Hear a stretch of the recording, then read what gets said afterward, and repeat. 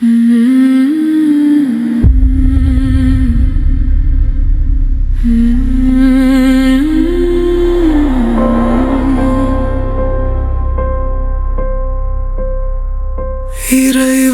ஆபிரகாமை சோதித்தார். ஆபிரகாம் என அருள் வைக்க இதோ அடியே என்றவர்.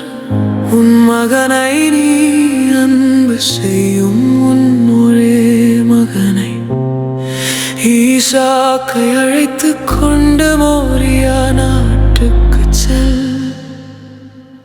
அதிகாலையில் ஆபிரகாம் எழுந்து கழுதைக்கு சேணமிட்டு விறகை பிளந்து கொண்டு கடவுள் சொன்ன இடத்துக்கு சென்றார்.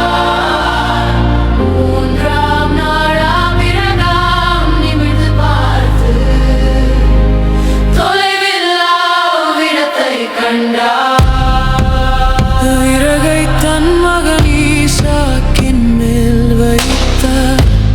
ஈசாக்கு தன் தந்தை ஆபிரகாமை நோக்கி என் தந்தையே என்றார். நெருப்பும் விறகும் இங்கே இருக்கின்றன, எரிபலிக்கு ஆட்டுக்குட்டி எங்கே என ஈசாக்கு கேட்டார். ஆபிரகாம் சொன்னார்,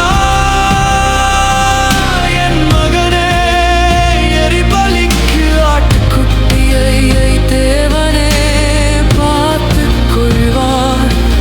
தம் கையில் இருந்த கத்தியை ஓங்கிய போது வானிலிருந்து ஆண்டவரின் தூதர் அவரை அழைத்தார்.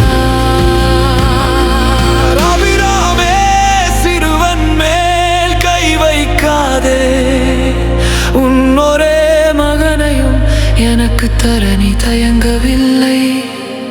ஆபிரகாம் நிமிர்ந்து பார்த்த போது புதரில் தன் கொம்புகள் சிக்கிக் கொண்டிருந்த ஓர் ஆட்டுக்கடாவை கண்டார். அவரிடம் சென்று அந்த ஆட்டுக்கடாவை